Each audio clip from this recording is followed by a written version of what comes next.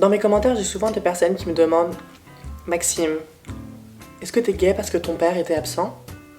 Alors je leur réponds « Mais non, ça marche pas comme ça l'homosexualité.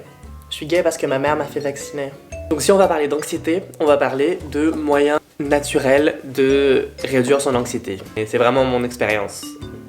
Et je parle vraiment pas pour tout le monde. Comme j'ai dit, je suis pas docteur. Donc prenez tout avec des pincettes quoi. On va parler de manière de réduire l'anxiété.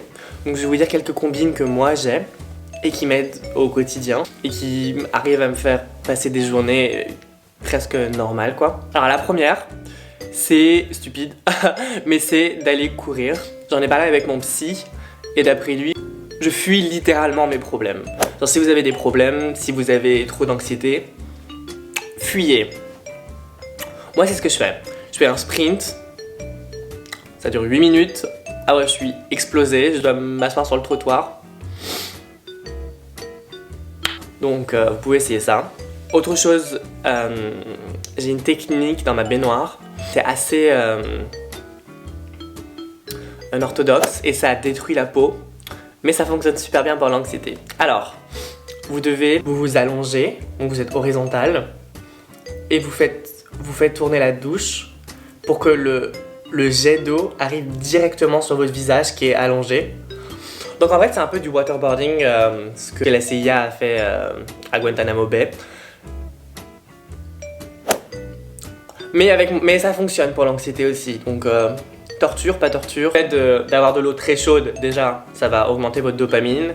Et en plus le fait de suffoquer, parce que vous êtes en train de vous noyer, bah ça fait vraiment du bien. Parce que ça t'oblige à penser à autre chose et à... Moi ça me vide la tête. L'intolérance au lactose est une question de confiance en soi. Et sinon le truc le plus important c'est de dormir. Mais ça c'est facile à dire de dormir quand on fait de l'anxiété, mais c'est un peu plus difficile à faire. Aller se coucher ça peut vraiment être une tâche vraiment dure, parce que aller se coucher ça veut dire qu'on ne va plus avoir aucune distraction et qu'on va être obligé de faire face à tous ces démons. C'est d'ailleurs pour ça que beaucoup de gens qui font de l'anxiété ont toujours des distractions, ont toujours leurs écouteurs, sont toujours en train de regarder des séries quand ils mangent. Parce que le fait est que quand on arrête des distractions, surtout quand on n'a vraiment pas l'habitude, quand on est vraiment tout le temps distrait, et qu'on arrête, par exemple, essayer de manger un repas tout seul, sans distraction, juste vous et votre assiette, c'est un vide absolu qui s'installe. Je peux pas vous dire comment vivre, je suis pas un scientifique. Et que moi-même je ne sais pas comment vivre une belle vie. Et aussi on va parler de comment détruire le chaos de nos vies. Car j'ai l'impression que l'anxiété c'est aussi énormément la présence de chaos et notre réaction à ce chaos. Et c'est vraiment, on a vraiment toujours l'éventualité que quelque chose de très grave va se passer. Donc je pense que c'est important de réduire ce chaos de manière très simple. Premièrement, avoir une routine. Comme moi, je prends beaucoup soin de ma peau. Ça me sert à rien parce que j'ai déjà une très belle peau de base, mais ça me détend parce qu'il y a vraiment une routine, il y a vraiment différents produits à mettre l'un après l'autre. Et une fois que tu as fini, tu as vraiment un sentiment d'accomplissement qui arrive à réduire cette sensation de chaos en fait. Et tu as l'impression de pouvoir contrôler un peu ta vie parce que tu contrôles ta peau. Et ça fait vraiment, tu peux trick ton cerveau à penser ça quoi. Pour vous montrer à quel point l'anxiété est ridicule, je vais vous raconter ma deuxième crise d'anxiété. C'était une journée où j'avais lu sur internet les dangers de la pilule contraceptive. Et je voyais que à cause de la pilule, certaines femmes pouvaient faire des caillots dans leur sang qui pouvaient remonter jusqu'au poumon et faire une embolie pulmonaire et elles pouvaient en mourir. Et le soir même, je suis allée me coucher et j'avais une petite douleur à la jambe et j'étais sûre que j'allais mourir d'une embolie pulmonaire. Alors que je prends pas la pilule, que je suis pas une femme. Donc j'ai paniqué et j'ai voulu me lever pour aller voir ma coloc et je suis tombée dans les pommes sur mon parquet et je me suis réveillée le lendemain. Donc ensuite, si on va parler d'anxiété, on va parler de drogue, car comme tous les neuroatypiques, il y a toujours des solutions par la drogue. À ma première crise d'anxiété, on m'a prescrit du benzophénone et j'en ai pris qu'une seule fois, mais ça m'a... ça fonctionne hein, ça fonctionne. Ça m'a vraiment défoncé. Sinon une autre fois j'ai pris du Xanax mais dans une soirée, juste pour essayer ce que ça faisait. Si vous prenez du Xanax un jour, prenez jamais une pilule entière. Moi j'ai pris un quart et j'ai dormi 18 heures. Après si c'est ce que vous voulez, mais bon, mais s'il y a vraiment des drogues que je ne recommande pas, ce serait toutes les drogues qui ont vraiment un effet sur la chimie de votre cerveau, par exemple la MDMA, ou l'ecstasy ou la MD.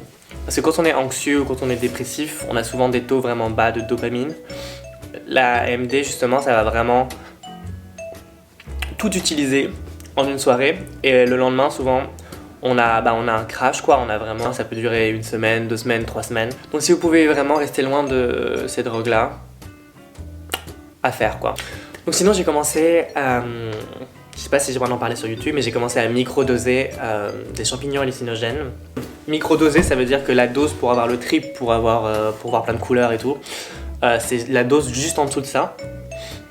Donc on n'a pas les effets de la drogue, c'est que tu les prends et t'as aucun effet dans la journée.